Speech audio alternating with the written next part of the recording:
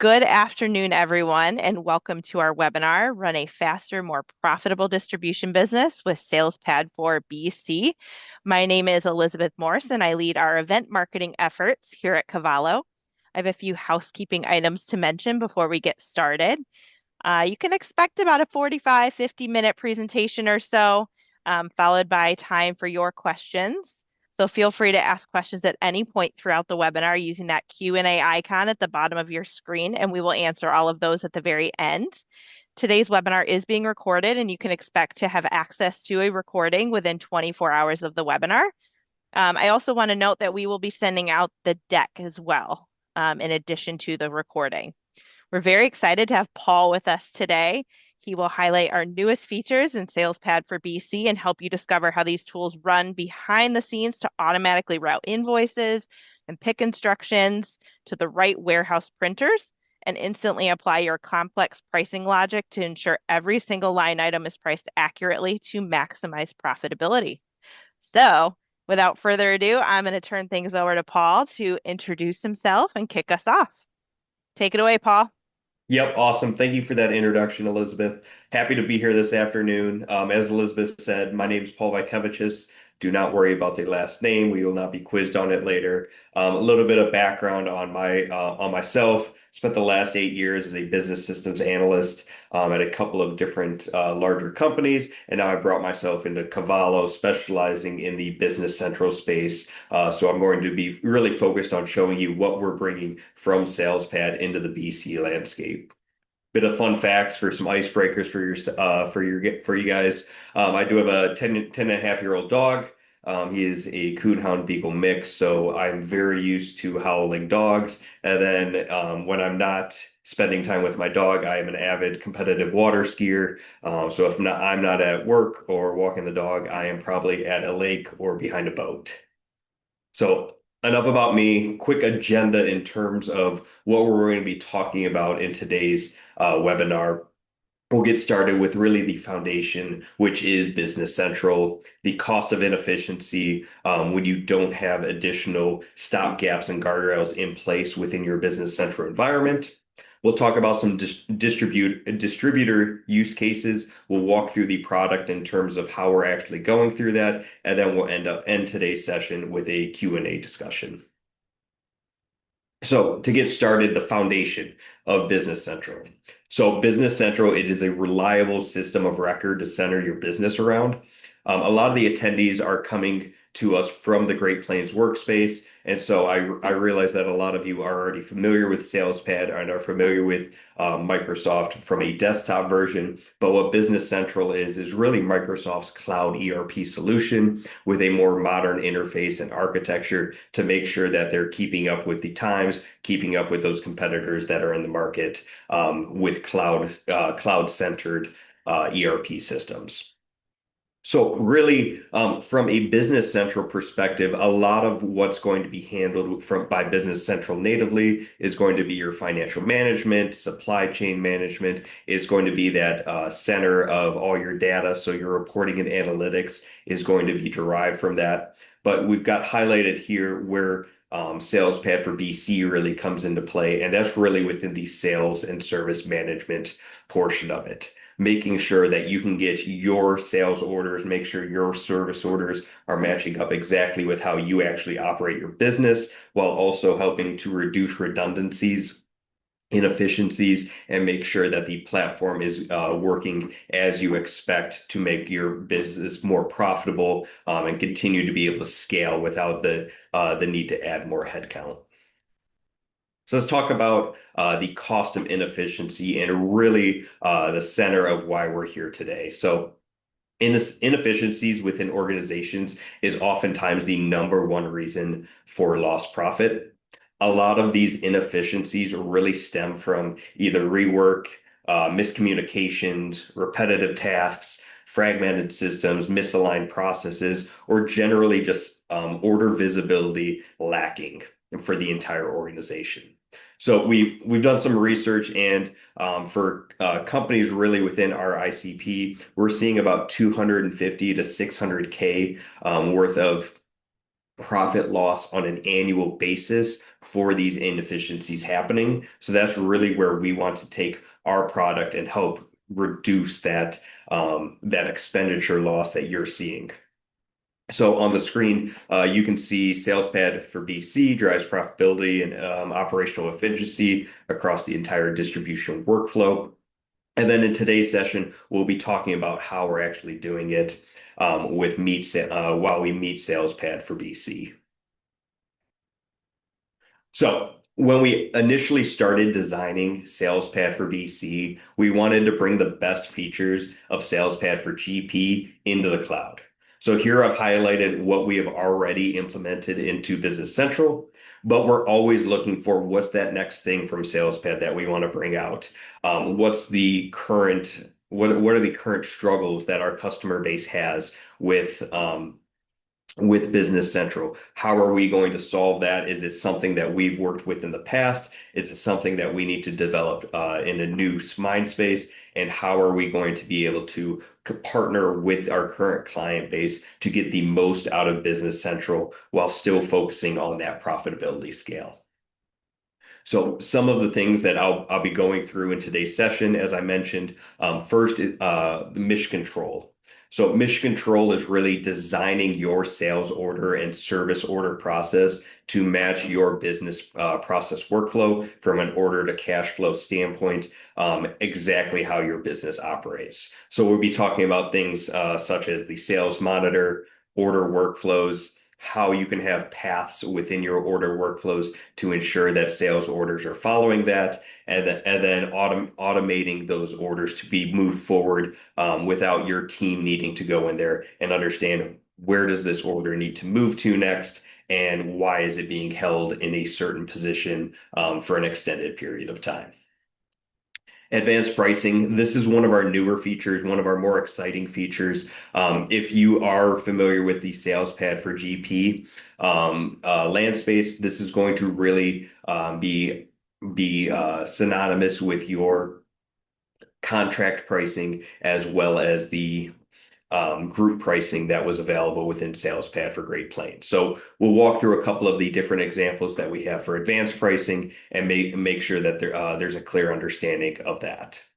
Smart printing. So smart printing, this is not only smart printing, it's also smart reporting. So making sure that we're sending the proper documents to the proper email addresses, the proper printers, and so that there's less manual work in terms of, by the way, I need to send a pick order when an order has moved from a order approval into the pick package queue. That's something that a lot of times we're seeing, hey, yes, it's great that I have this within Business Central. However, when I need to print it, I just want it to go to the printer and actually be printed. So I'll talk about how we're actually doing that and how we can utilize the workflows to generate to generate those documents.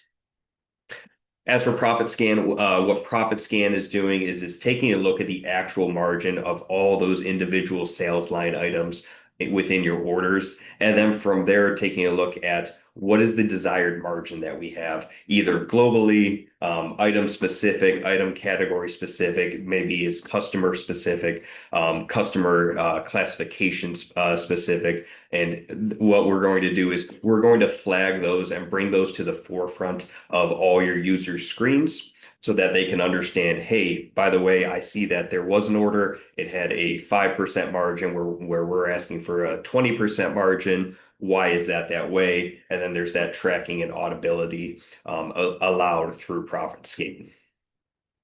Another one of our newer features is Customer IQ.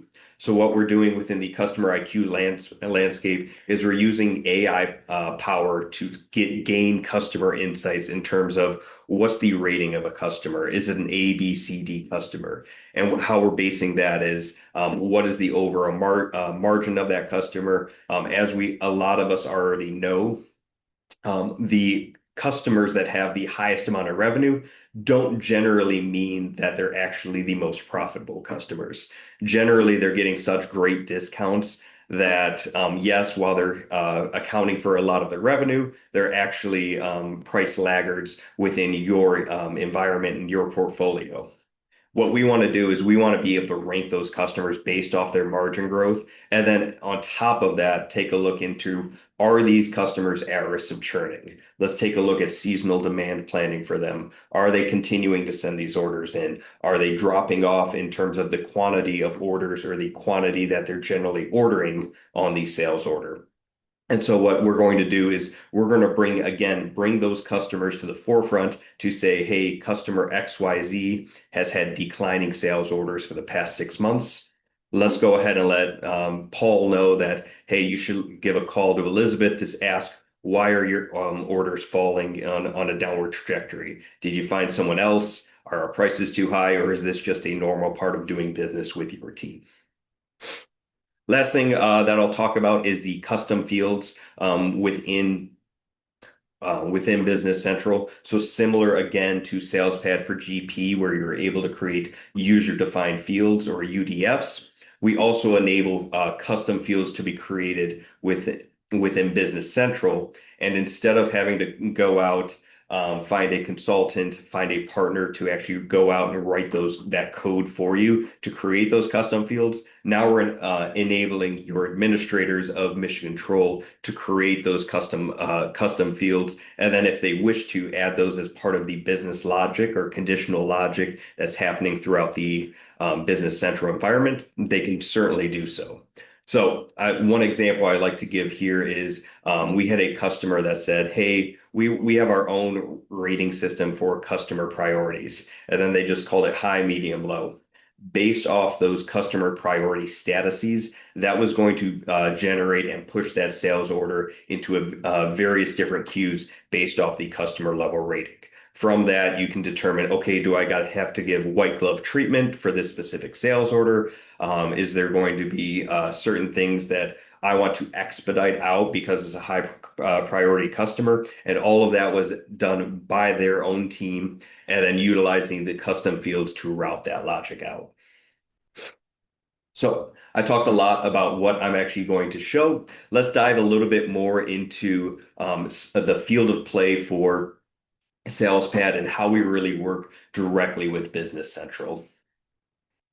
So on the screen now, you can see our field of play for the sales order management. So we help with the sales order process as soon as your orders have been entered into the Business Central environment.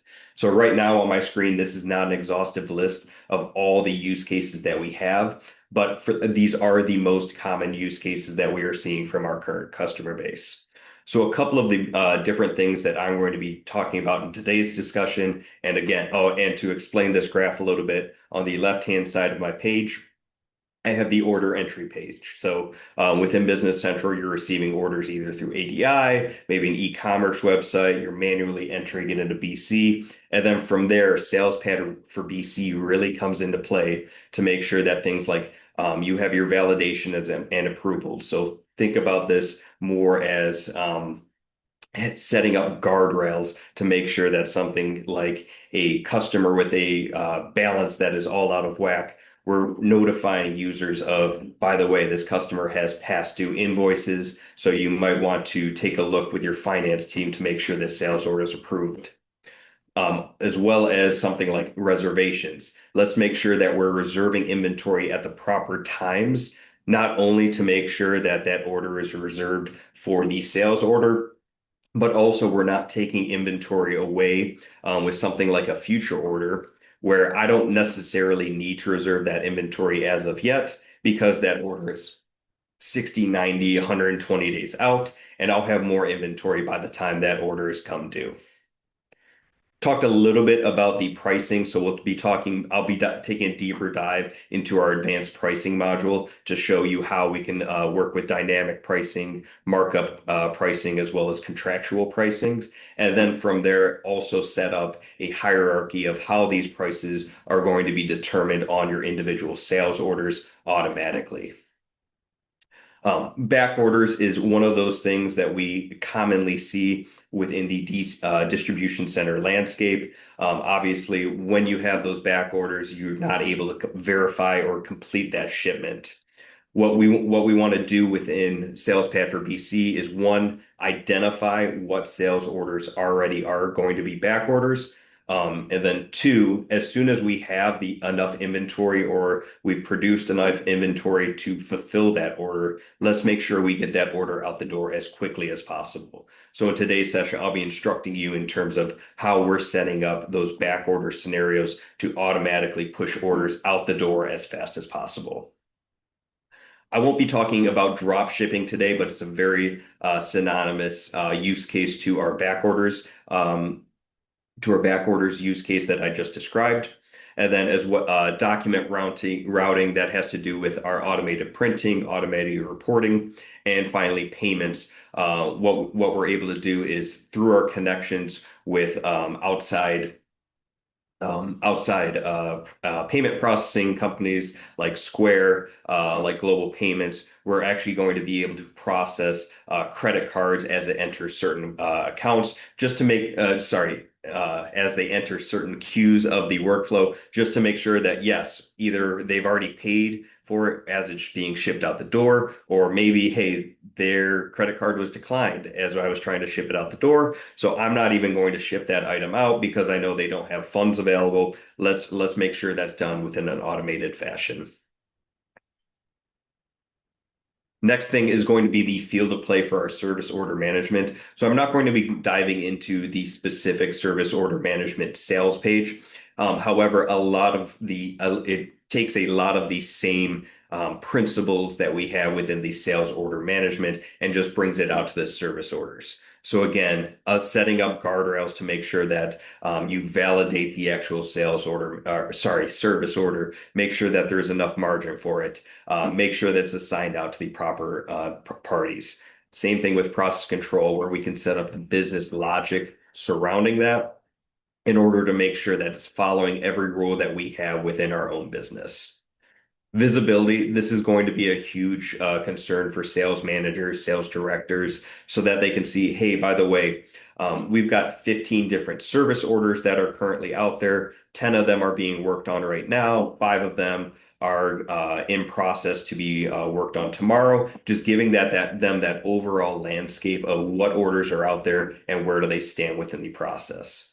And finally, notifications. So again, as a sales order or a service order moves through your workflow plane, we might want to also send notifications out through something like emails. Maybe you want to email somebody as soon as the service order is complete, send them out the invoice. Or maybe it's, hey, we've completed that service order. Let's go ahead and send out an email to the director of services to let them know that Paul has finished that service order. They've completed it on the road. And then from there, we know, hey, that's done. And we have a record to track that.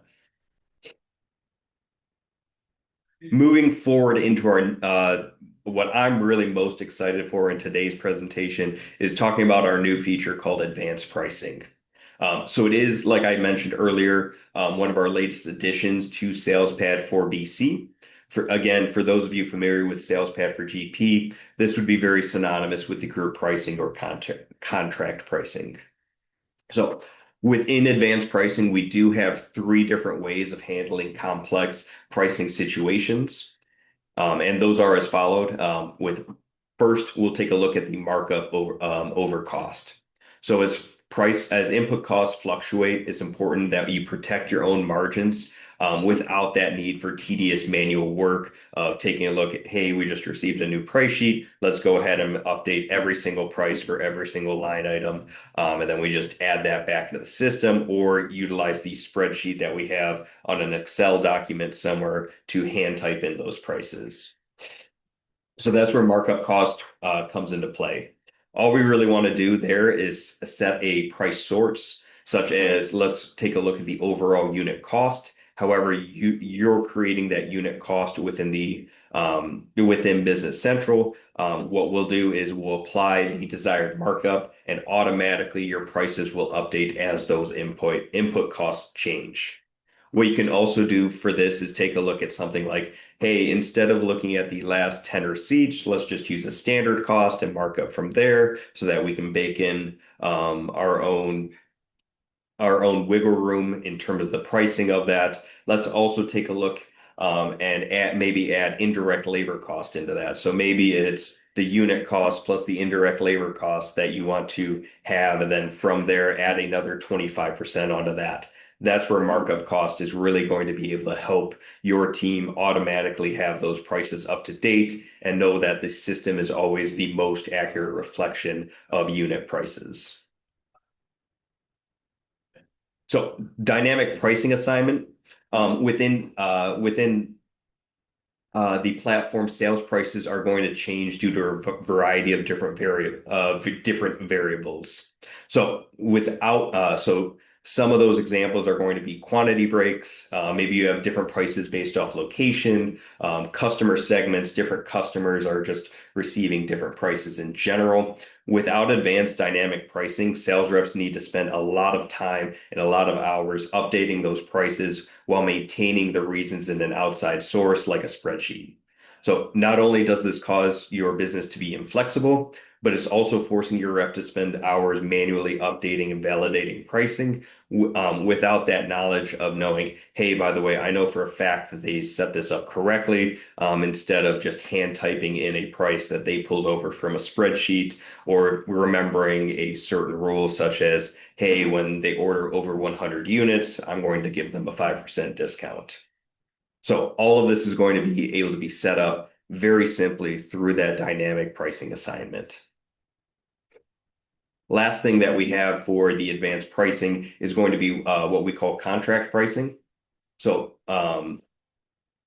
when you have a large group of our client bases already currently utilizing contract-based pricing for their clients, but they don't have a great way of making sure that they're tracking it within the Business Central environments. That's where we utilize these contract prices to track those contracts, give them a start and end date of how long this contract is valid to, verify how many shipments you've already sent out against that contract, and then track all those shipments and sales orders within one single repository. When that contract is coming to a close, either the end date of that contract has now been hit, or say they have 1,000 units on that contract. Not what this is going to do is allow for them to know that as soon as that contract has been fulfilled, let's go back to the default pricing or another dynamic pricing model that we've set up because that contract is currently closed. So I've done a lot of talking, just showing you what's going on through spreadsheets. Let's actually jump into the product and see how we're going to be working with some of this advanced pricing. So right now I'm in my own demo environment. And then what I've pulled up is what's known as our SalesPad group pricing. I found that through our search icon and then just brought this up. But for those of you that are kind of getting a first glance into the Business Central environment, a lot of what we're going to be doing is just focused on the processing of those sales orders and how those sales orders are going to be affected on those individual line items. So from this screen, I can see the SalesPad group pricing, and then I can see all of the different rules that I've already set out.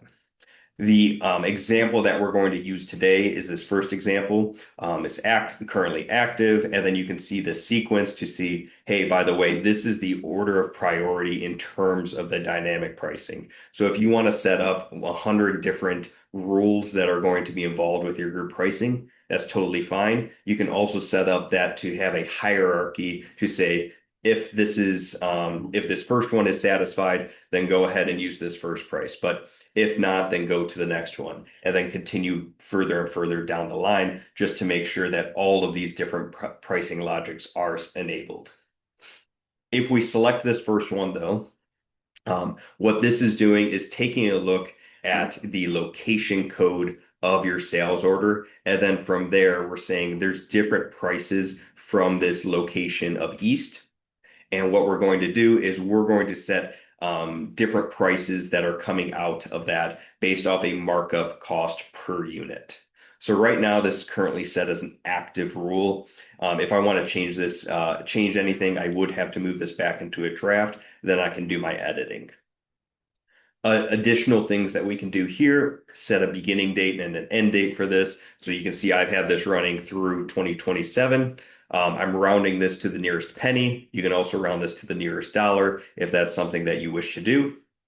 And then you can select who am I applying this to. If I want to apply this to all customers, very simply select that toggle button, excuse me, and that will now apply to all of the various customers that are going to be ordering from the location code of East. I can also utilize things like document filter, a sales line filter, just to make sure that, by the way, if there's additional information that I need to apply this pricing group, let's go ahead and do so. I'm going to set this back to active so that when I actually create this sales order, it works properly. But as I scroll down to the bottom of this page, here's where the actual pricing logic is defined. So the way that I'm creating this pricing logic is based off the item number. It's going to be this 1896S, and then I'm using a price type of markup per unit, markup percentage.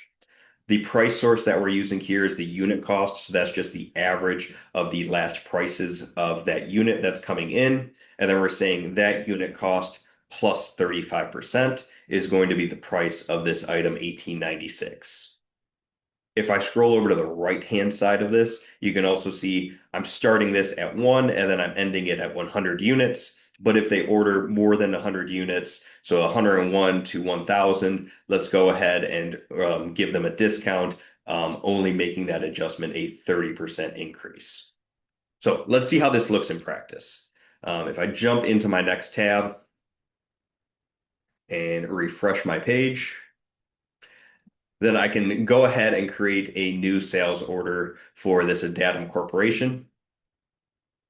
I'm going to scroll down in the sales line item. Again, that was 1896 that we set this price up for. That's going to, and we're saying we're going to ship this out of the East location. And let's just say they're ordering 10 units for now. So without having to do any sort of lookups to see where this price is coming from or what's going on here, I can scroll over to the right and see that this unit price is $1,055.88. To understand a little bit more of what's going on here, we've added this column of SalesPad price group, and then we're saying this is coming from our group pricing. Additionally, I can open up this SalesPad pricing via this price trace to see exactly why am I pricing this the way that we're looking at it. So under this candidates considered, I can see that there's one specific group pricing that's assigned to this, and it's going to be this group pricing location East. Additionally, like I mentioned earlier, if I were to change this order to now say, hey, they've increased the order because we said if you order over 100, you're going to receive a greater discount. Let's move it to 150 units to really move the needle. And now we can see that price has been reduced to $1,016 per unit. So all of that is done automatically. I have the pricing traceability to see where this logic is coming from, and then I can see can work this through exactly how I need to in order to make sure that our customers are receiving the right prices without our CSR team, our inside sales rep team having to dive through spreadsheets and pull all of the different pricing logic. The next thing that I wanted to show within this advanced pricing, so we just showed the dynamic pricing based off something like a location code or quantity amount. We also want to consider the contract pricing. So, excuse me. Again, I've pulled up already how we're doing the contract pricing within our SalesPad contract pricing area. And then I could see the various contracts we've already entered into the system. For today's example, I want to understand this lamp contract and see what's going on within it and then process that order. So if I click on that order, again, I can edit this and change when the beginning and end date is. But the real important part of it is taking a look into the pricing logic. I can see that the contract price that they're receiving is $500 per unit. And then I'm also receiving that information of how many have they ordered on this total contract. So they've ordered 1,000 and we've only sold 226 to them. And as of this moment, they have not returned any. So we have to ship another 774 units to them. The other thing I really like about this is not only do we have the ability, one, to say how many are remaining, we also create this audit log of all the various sales orders that were set up or processed in order to ship against this specific contract. So now I can see, hey, by the way, on 710, we shipped 15 of them as well as 150 of them, so 165 within that day. Now I've got one single repository to find all the information related back to these contract pricing. So again, let's see how this works in practice. So if I jump again into a new customer card, refresh their page, I'm going to again create a new sales order for them, just like I did for a datum. This time, though, I'm going to scroll down and say this is being ordered from 1928S, that lamp contract that we had. And then as I scroll over to the right, enter a quantity in, I can now see that we're honoring that contract price of $500 per unit. So very quickly, I was able to make sure that one, contract prices were actually being inserted and followed to the maximum. I can again see where this SalesPad price source is coming from. It's coming from a contract.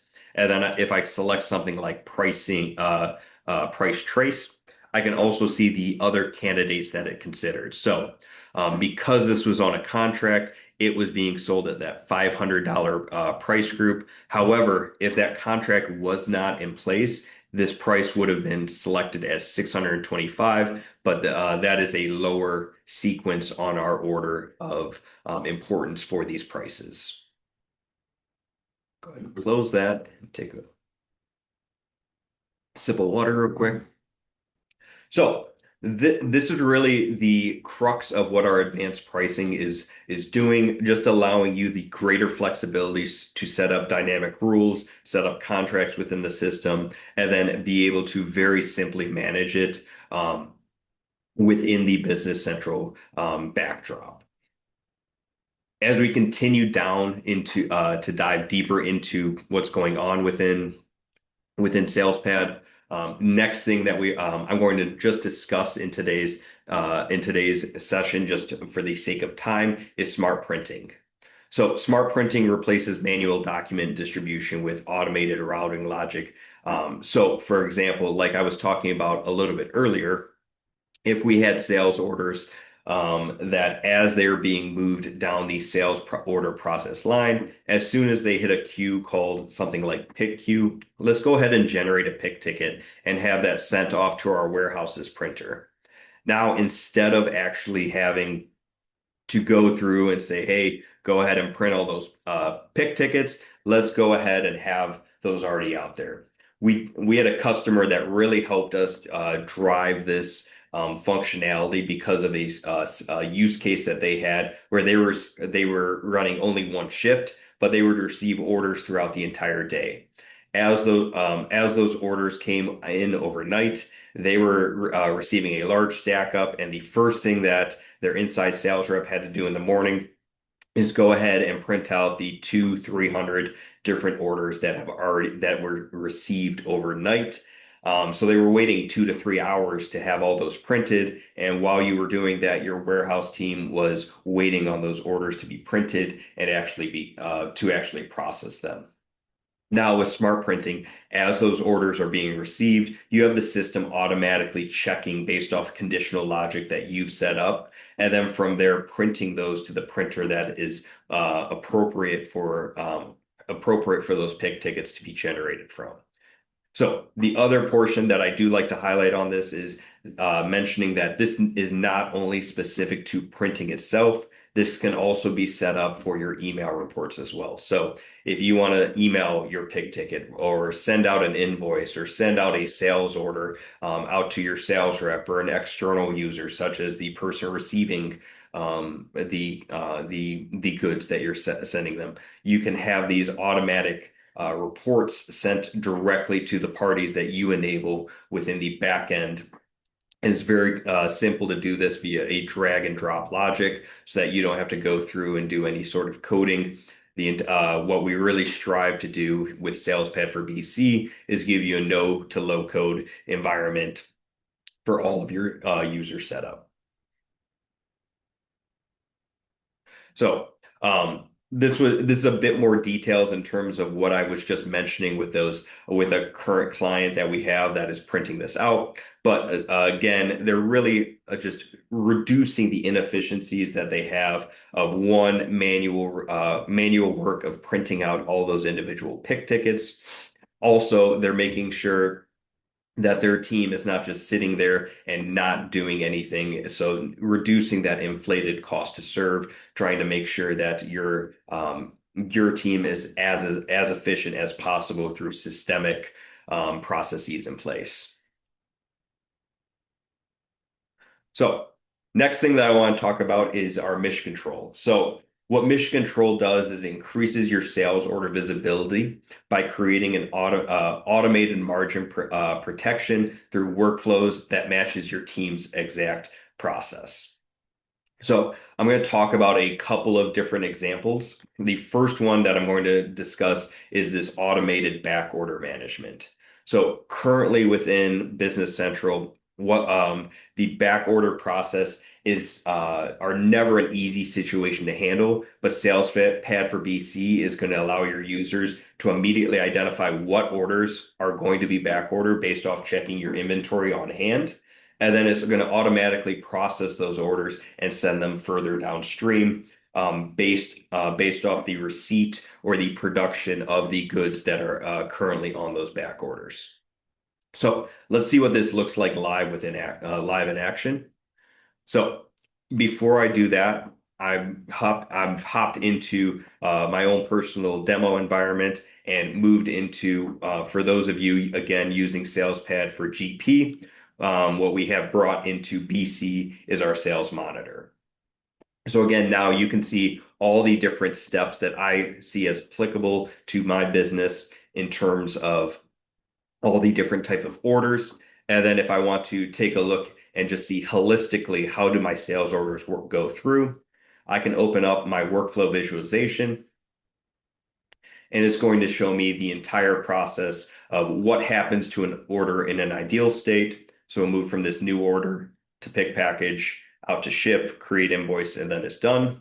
Or it might utilize these alternative flows. For example, with our back orders, if there's not enough inventory on hand, let's push that new order directly into a back order queue. And then from there, once we receive that inventory on hand, we can see that it's actually within the system. What I have an automated rule taking a look to see, hey, as soon as we have enough inventory on hand, let's go ahead and push this back order out of the back order queue and into the pick package queue. Now, instead of your team going through and looking forward to see, hey, do we actually have inventory available? They're able to just work on processing orders and not worrying about do I have enough inventory on hand to actually complete the orders that I have.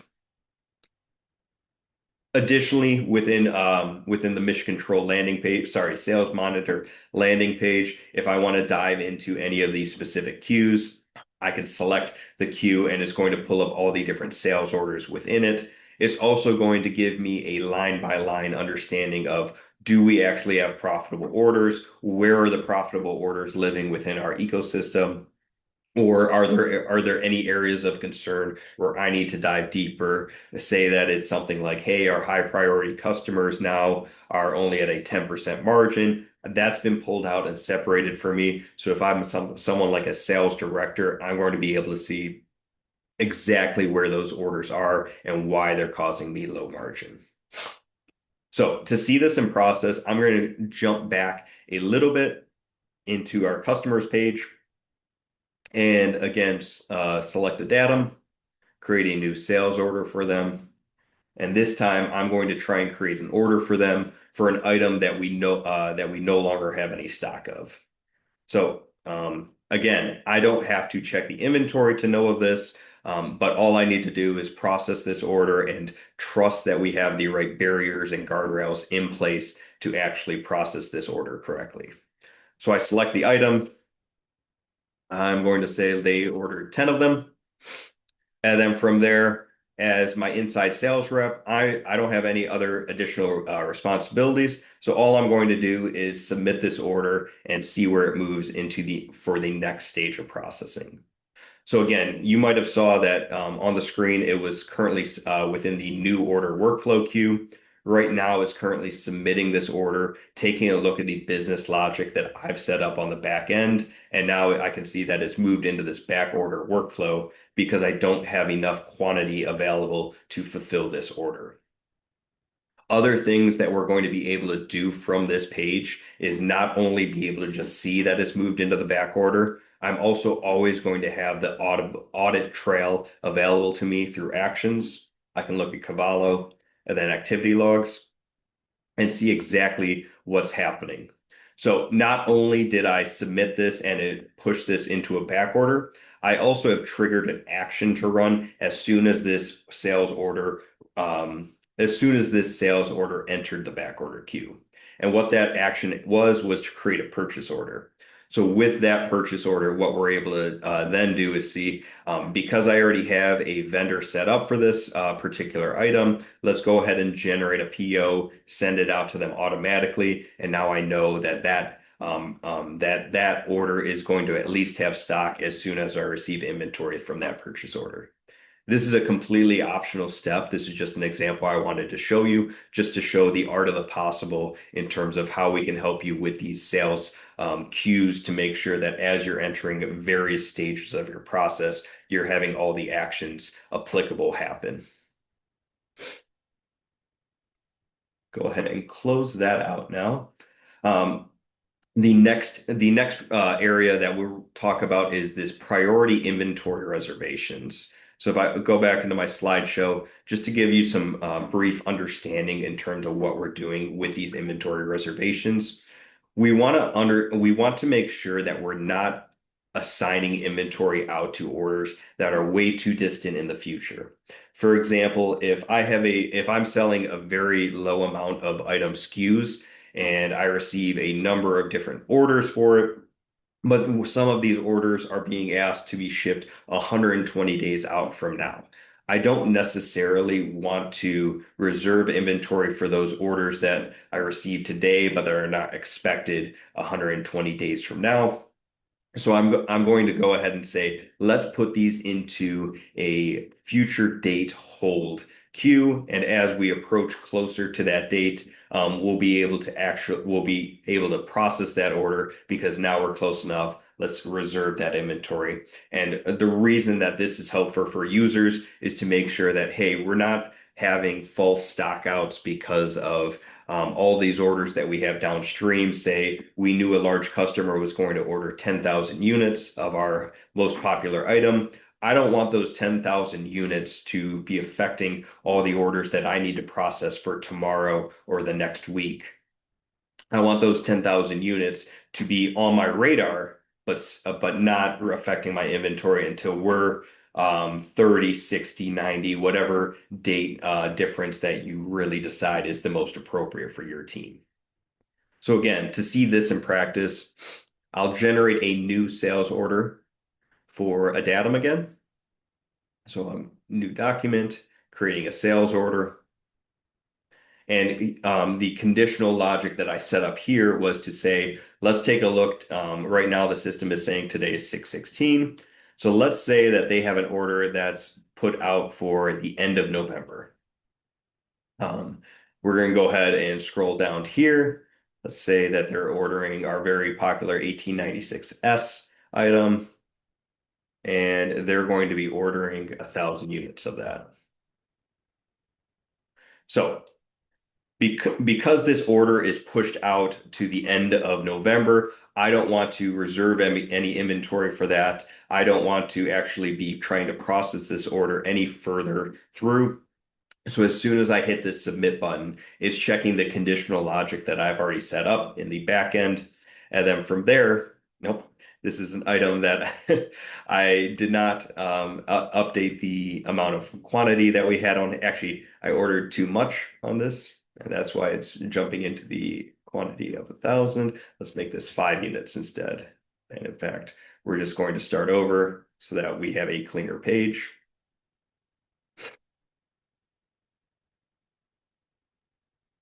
So again, the requested delivery date is the end of November. They're ordering this 1896.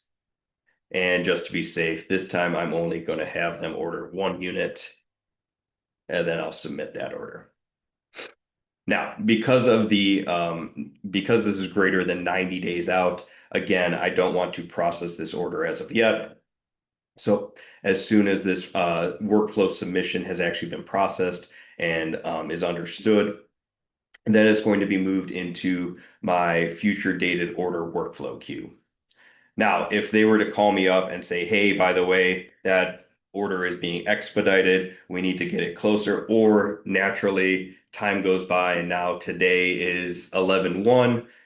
For the sake of simplicity, I can't change the future time right now. I'm just going to say they asked to modify this to the end of this month. Let's go ahead and submit that order now. And what this is going to do, this is being set up by a trigger from my perspective. But in today's for today, I'm just going to say, hey, they moved that requested delivery date forward. And because of that, we need to pull it out of our future date order and then move it into our pick package so that we can actually process this order. Now I can see, hey, this order is sitting within the pick package queue, and we can go on with business as normal. The last portion of the mission control page that mission control portion that I wanted to cover is advanced validations and approvals. So this is not encompassing of every business rule or validation or approval that you could have, but let's just take for example large orders into account. So large orders in this case, where I'm saying $1 million or more, but they're naturally complex. It's something that your sales directors are going to want to be aware of. It's something that you want to make sure that you have white glove treatment on, make sure you're processing it correctly.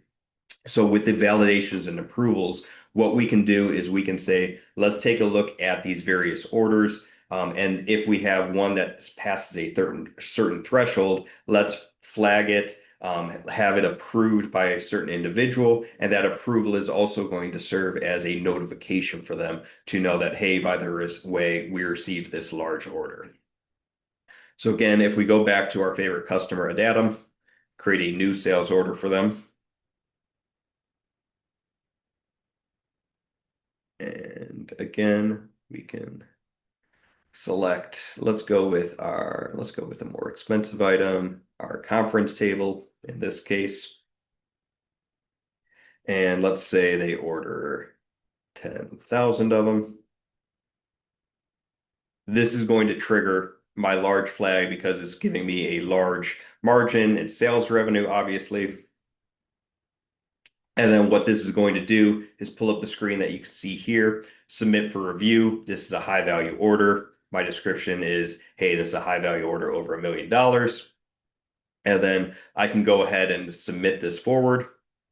And what this is going to do then is trigger a notification to go to the approver of this rule to actually go ahead and look at it, review it, and make sure that it's actually being set up properly. Now, because I'm in a demo environment, I can approve my own business rules. So I'll go ahead and select that rule, select it, and approve it. Because of that, I've gotten eyes on this already, and then we're able to process this again, business as usual. And then if I were to submit this again, it would follow our normal logic in terms of in terms of going through our next steps. Again, this is going to allow for us to have that audit trail through the activity logs, where I can see one, who's been creating this order, who's been working with it, but also who was the approver of it. Did they leave a comment on it? Was there any actions that were actually processed with it? So all of this, we were able to create those guardrails, validations, make sure that all of our orders are processed in the proper way, and we know that the guardrails are doing their job. So really, that was the main points of today's conversation that we wanted to cover. I am going to pass it back to Elizabeth now for the Q&A session. Looking forward to any questions that your team might have. And if you have any more information that you need, please feel free to reach out to the Cavallo team. We're happy to jump on a call and see how we can try and help you. Yeah, definitely. Thanks so much, Paul. We do have a really good question. Looks like we have a couple now, but Matthew asked, while you were covering the priority inventory reservations piece, he asked for multi-site distributors, instead of back order, can it trigger a transfer request from another distribution center instead? Or follow-up action item from back order include like initiate transfer? Yes, so that is a really great question. So the at this point in time, we do not have a intercompany transfer that would be able to look at the inventory of another location to verify that there is actually inventory available throughout the greater company. But as I mentioned earlier on in the discussion, we are constantly adding to our list of actions as we look through queues. That would be a very powerful action that I could see us generating. Just for your own knowledge, out of the box, we already have 26 automated actions that have already been created and approved by our team. And then from there, we just want to add to that list continually. So I could see us having something like search for inventory within greater company. If true, then go ahead and set up a transfer order for that. So great Yeah. question, Matt. I appreciate that. And that's certainly going to be something that I bring up to my development team. Yeah, no, that's fantastic. And like Paul said early on, is we've taken the best of SalesPad for GP into account as we've been building out SalesPad for BC, and um, these questions and comments are very helpful. So thanks again for that question, Matthew. Another question, do these features around prioritization of customers for hold, ship, etc., work only with customer IQ, or can it be manually configured without customer IQ? Yeah, great question. So we don't necessarily need customer IQ to set up these prioritization efforts. If there's something like custom fields that you'd like to utilize instead to set up the conditional logic, that certainly is something that can be completed within our process. However, if you are to utilize something like the customer IQ, you know that we're already doing the work through our own systems on the back end, so there's less manual work for the actual team to go ahead and prioritize what customer is what. So, but I can see in the instance of somebody like with a small client base, maybe that's a more appropriate system for them. I can certainly see that as an option. Okay, thank you, Paul. Another question for you. How long does it take to implement these things? Yeah, I know no, we covered a lot of things, so I guess how do you answer that in general? yeah. So in general, we're looking at about a 2 week process to get to get that initial use case that you're looking to have implemented within your environment stood up. A lot of this really is client dependent, how many use cases they have, how many environments are they working through, how much time do we have with their IT team or the owners of this process to make sure that we're understanding the requirements that they have. And then from there, we're doing the work on the back end to make sure that we set it up for them. And then are they able to validate it for us? Or is there going to be some time that they need to actually validate that this is exactly what they were looking for? So I would say at a minimum about 2 weeks, but really it can be dependent on the complexity of the requirements as well as how much time is available for Cavallo to work with your team. Awesome. Thank you, Paul. Does SalesPad for BC work with on-prem Dynamics 365 Business Central, or does it have to be cloud? Yeah, great question. So we do work with on-prem versions of the cloud, or sorry, of Dynamic 365. Obviously, during our requirements gathering stage, that's going to be a question that our team would be asking of your internal team to understand, hey, what does your environment look like? Is it cloud-based? Is it based in on-prem? So that would be a part of our requirements gathering stage, just to have that greater understanding of where your environment sits. Very good. Where does Power Automate come in with all of this? This is actually a frequently asked question, so I'm glad someone asked it. We get this all the time. Can you speak to that relationship at all, Paul? Yeah, no, that's a great question, and I certainly hear that in a lot of the client calls that I hold. So really, Mission Control SalesPad for BC, it works to complement Power Automate. And so what I mean by that is we can utilize the various queues or queues or sales order processes that you already are setting up through Mission Control and utilize that as triggers for Power Automate. So it's something that we really want to couple with because we realize how powerful Power Automate already is. So we don't want to be the replacement for it, but we do want to help to enable that and make it even more powerful than it already is. Very good. Looks like that is going to conclude all of our questions. So, thank you once again, Paul, for sharing all of Of that great course. detail. Thank you all, especially for joining us for an hour. You know, your effort and time does not go unnoticed. We appreciate it. Everyone's time is very precious. We hope to see you at future webinars. I encourage you to visit our events page on our website at cavallo.com/events. You'll see all of our upcoming virtual events as well as where we're going to be in person. So we always love running into our customers and future customers out at trade shows and things like that. So be sure to check that out.